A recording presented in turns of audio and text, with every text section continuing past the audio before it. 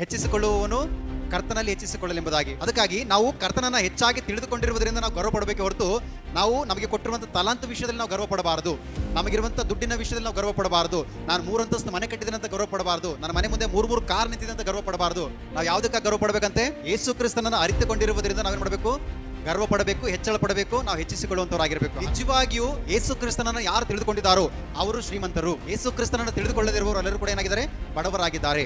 ಅವರೆಷ್ಟೇ ಕೋಟಿ ಸಂಪಾದನೆ ಮಾಡಲಿ, ಆ ಐಶ್ವರ್ಯವಂತನ ಚರಿತ್ರೆಯಲ್ಲಿ ಈ ಲೋಕದಲ್ಲಿ ಎಷ್ಟೇ ಅವನು ಸುಖವನ್ನು ಅನುಭವಿಸಿರಬಹುದು, ಆದರೆ ಅವನ ಹೆಸರಿಲ್ಲ, ಸತ್ಯವೇದದಲ್ಲಿಲ್ಲ.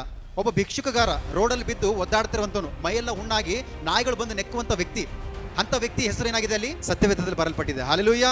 ಹಾಗಾದ್ರೆ ಇದನ್ನ ಗಮನಿಸ್ರಿ. ನಮ್ಮಲ್ಲಿರುವಂತಹ ಐಶ್ವರ್ಯ ನಮ್ಮನ್ನು ಪರಲೋಕ ರಾಜ್ಯ ತೆಗೆದುಕೊಂಡು ಹೋಗೋದಿಲ್ಲ. ನಾವು ದುಡಿಯುವಂತ ದುಡಿಮೆ ನಮ್ಮನ್ನು ಪರಲೋಕ ರಾಜ್ಯ ತಗೊಂಡು ಹೋಗೋದಿಲ್ಲ. ನಾವು ಪರಲೋಕ ರಾಜ್ಯವನ್ನ ಯಾವುದೇ ಕಾರಣಕ್ಕೂ ಕೂಡ ದುಡ್ಡಿಂದ ಅಳೆಯೋದಕ್ಕೆ ಆಗೋದಿಲ್ಲ.